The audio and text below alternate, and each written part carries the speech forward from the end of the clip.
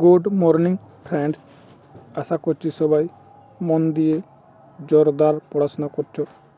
তোমাদের আর মাত্র হাতে 10 দিন সময় আছে। 10 দিনের পরেই তোমাদের WBP SC classic part 2 exam আছে। তোমাদের জন্য আমি 30টা রিপোর্ট রাইটিং ক্লাস করিয়ে দেবো। তার হলো আজটি হলো প্রথম ধাপ। এই ধাপে আমি 15টা most important report writing class রেখেছি। 15টা most important report writing class, 15টা ভেরি ইম্পর্টেন্ট, ভেরি ইম্পর্টেন্ট। প্রথম হলো ফায়ার অ্যাক্সিডেন্ট, এটা তোমাদের করিয়ে দিয়েছি। ফায়ার অ্যাক্সিডেন্টটা করিয়ে দিয়েছি। ট্রেন অ্যাক্সিডেন্টও করে দিয়েছি। আহমেদাবাদ প্লেন ক্লাসও করে দিয়েছি। Give blood and save life blood donation camp, এটাও করিয়ে দিয়েছি। মোবাইল ফোন অ্যাডিকশন এবং টিনজার্স, এটাও করিয়ে দিয়েছি। সাইক্লোন মান্থা ভেরি ইম্পর্টেন্ট, এটাও করিয়ে দিয়েছি। ব্যাংক রোবারি, এটাও করিয়ে দিয়েছি। 79তম স্বাধীনতা দিবস পালন উদযাপন, এটাও করিয়ে দিয়েছি। AI আর্টিফিশিয়াল ইন্টেলিজেন্স, এটাও করে দিয়েছি। আর বাকি 6টা, প্রথম ধাপে 6টা বাকি।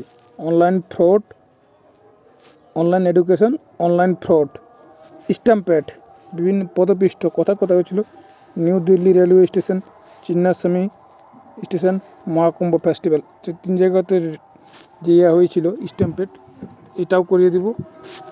Terrible floods hits north Bengal, উত্তরবঙ্গে যে ভয়াবহ বন্যা, সেটা বোট ক্যাপসাইজ, নৌকাডুবি, ডিভাস্টেটিং আর্থকুইক, টোটাল এই 15টা টোটাল করাবো। 30টা প্লাস করাবো রিপোর্ট রাইটিং কত করাবো? 30টা প্লাস রিপোর্ট রাইটিং ক্লাস করাবো। 30টা প্লাস ধরে রাখতে পারো 40টা পর্যন্ত হয়ে যাবে।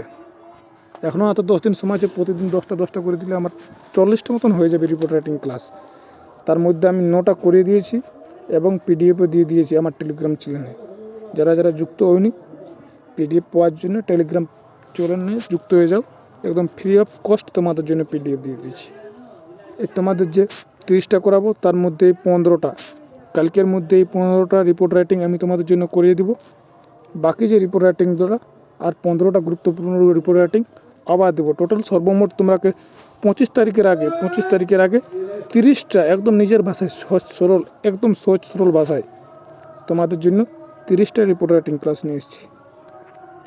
যদি আমার এই উদ্যোগটা ভালো লাগে, তাহলে সবাই একটু লাইক করে কমেন্ট করবে, তাতে করে আমার উৎসাহটা বাড়ে। সত্যি কথা, তোমাদের একটা কমেন্ট, যে কয়েকজন কমেন্ট করে, তাতে আমার অনেক মনের মধ্যে এনার্জি আসে, মোটিভেশন আসে তোমাদের কমেন্টগুলোতে। যদি ভালো লাগে তো একটুকু কমেন্ট করবে।